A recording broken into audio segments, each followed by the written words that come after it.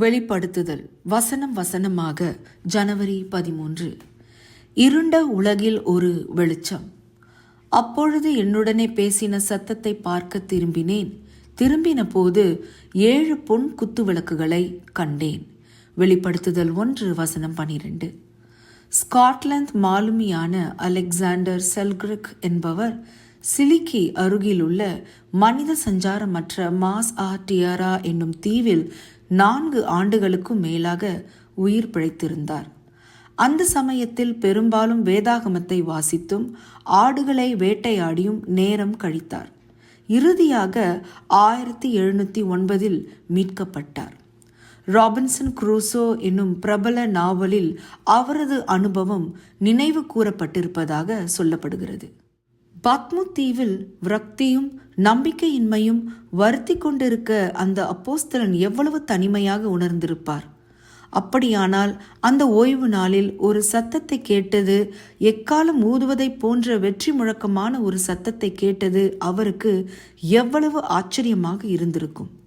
மக்களை செயல்பட தூண்டுவதற்கு எக்காலத்தை பயன்படுத்தினார்கள்.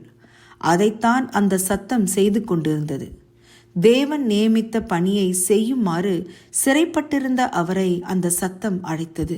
அதாவது சாட்சி சொல்லவும் எழுதவும் தீர்க்க தரிசனம் சொல்லவும் அழைத்தது. யோவான் திரும்பிய போது தன் தனிமையின் இருளை எல்லாம் போக்கக்கூடிய ஒரு காட்சியை கண்டார். அது 7 பொன் குத்துவிளக்குகள். வாசித்ததும் பொன்னினால் செய்யப்பட்டு யூத ஆசரிப்பு கூடாரத்தின் மகா பரிசுத்த ஸ்தலத்தில் வைக்கப்பட்ட 7 கிளைகளுடைய குத்துவிளக்கு போல தோன்றலாம். யாத்ராகமம் 25:31-39 வசனங்கள். ஆனால் வித்தியாசத்தை கவனியுங்கள். 7 தனித்தனி குத்துவிளக்குகள் இருக்கின்றன. வெளிப்படுத்துதல் 1:20 உள்ள 7 குத்துவிளக்குகளும் 7 சபைகளை சுட்டி காட்டுகின்றன.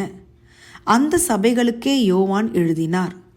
விசுவாசிக்கிற ஒவ்வொருவருக்கும் இயேசு சொன்னதாவது, நீங்கள் உலகத்துக்கு வெளிச்சமாய் இருக்கிறீர்கள். மலையின் மேல் இருக்கிற பட்டணம் மறைந்திருக்க மாட்டாது.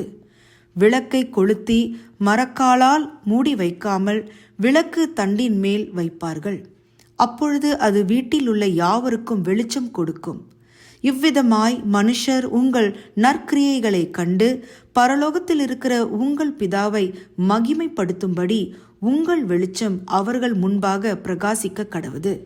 மத்தேயு 5:14-16 வசனங்கள். கிறிஸ்துவ சபையின் ஊழிய பணியானது இயேசு கிறிஸ்துவின் முகத்தில் உள்ள தமது மகிமையின் அறிவாகிய ஒளியை தோன்ற பண்ணும் பொருட்டாக தேவ வார்த்தையால் உலகத்தை பிரகாசிக்க செய்வதாகும். 2 கொரிந்தியர் 4:6. யோவானுக்கு தெரிவிக்கப்பட்ட செய்தி உலகம் முழுவதற்கும் கொடுக்கப்பட வேண்டிய வெளிச்சம். யோவானின் வெளிச்சத்தை ஒரு கூடையின் கீழ் வைத்து அணைக்க ரோமர்கள் முயன்றார்கள். ஆனால் கிறிஸ்து அதை அனுமதிக்கவில்லை. தனிமையில் கட்டுண்டிருந்த ஒருவருக்கு அது எவ்வளவு பெரிய நம்பிக்கையை கொடுக்க முடியும்? இயேசுவே, தனிமை வாட்டுகிற இந்த உலகத்தில் நான் பிரகாசிக்கும்படி என்னுடைய 2 தருணங்களில் நீங்கள் என் அருகில் இருப்பதற்காக நன்றி.